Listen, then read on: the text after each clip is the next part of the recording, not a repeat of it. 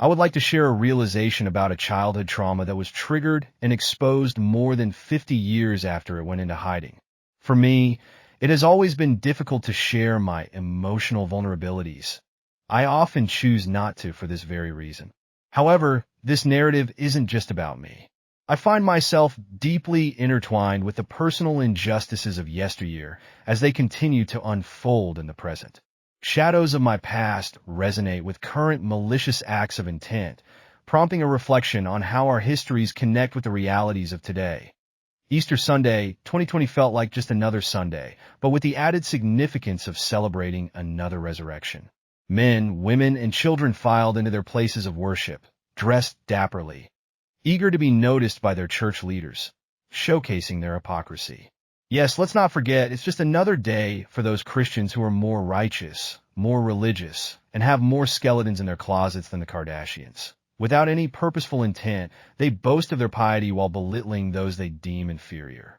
I'm told they justify their harmonious bigotry while cheering the separation of children at our southern borders, disregarding the lifelong suffering and trauma inflicted upon those children. On that Easter Sunday, sitting next to my aunt, a Trump supporter, I initiated a conversation about the issues created by this administration's policies for families.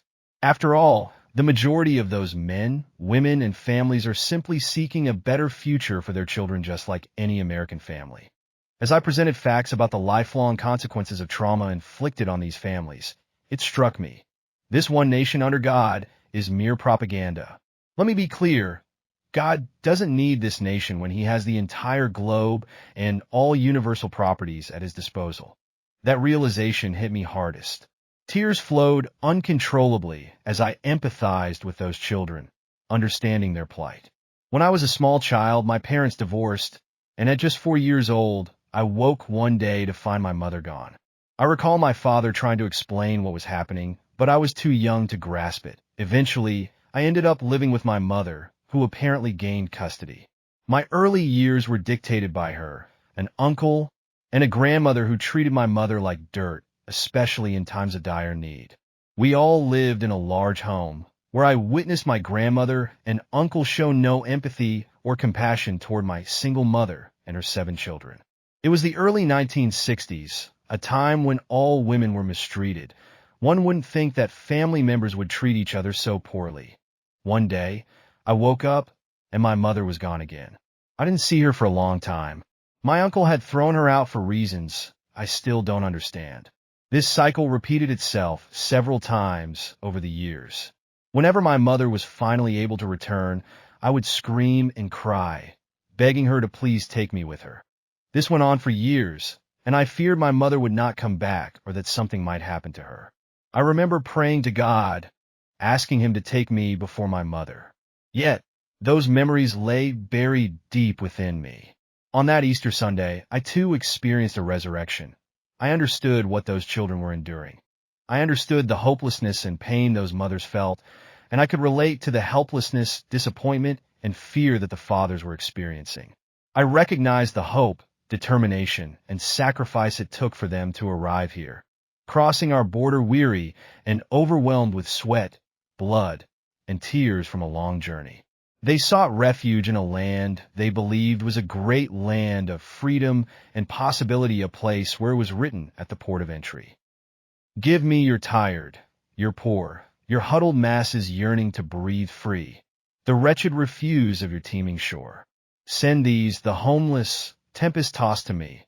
I lift my lamp beside the golden door. My aunt hugged me as I continued to cry, filled with an understanding of why I could never leave my mother. This deepened my understanding of my unfulfilled dreams and missed opportunities, all stemming from my fear that my mother would leave and not return. Those very children, torn from their mother's arms, embody more than just lost memories. Our emotions, traumas, tears, and fears bind us all forever through the emotional framework of humanity. After we finally finished hugging, I looked at my aunt and stated, "We will not go back. We will not go back. We cannot go back."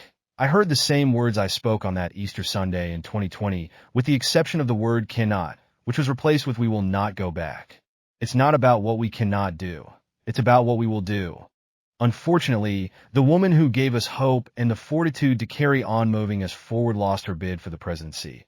It wouldn't be honest if I said I wasn't affected by the outcome. I was kicked back into the reality of we cannot go back. As if a wild stallion had kicked me right in the chest with its hind legs, fueled by adrenaline and fury. Except the horse turned out to be a herd of wild elephants, trampling everything in their path, leaving behind piles of political ideology filled with "you will" and "you are" bringing destruction and devastation to the land of we cannot, and we will not go back, created from all their toxic waste. Am I worried? Not so much for myself. I'm much more worried for the families and friends who will be affected by the ruthlessness of a policy based on pure hatred. I am particularly concerned for the children of these targeted immigrants. Once again, we are opening up old wounds that were beginning to heal since that Easter Sunday that awakened me. Isn't it said, "Do not worry about tomorrow, for tomorrow will worry about itself"? Each day has enough trouble of its own. Here is the problem with this: cause and effect. We see what tomorrow will look like based on what happened today. Take an average person, for example. Their mindset often won't allow them to move past their time of relevance, preventing them from seeing beyond the present. They cling to the false belief that their past was greater than their current existence, keeping them stuck. It's like they're standing on a corner, waiting to cross the street. They look left, representing the past. Then they look right, representing the future. And finally, they look forward, representing today. Regardless of which corner they're on when they cross, they're more observant of the traffic on the left than on the right. Why? Because the traffic on the left is closest to them.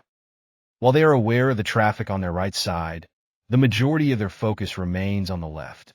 The right side is further away and less immediate, so it doesn't require as much worry.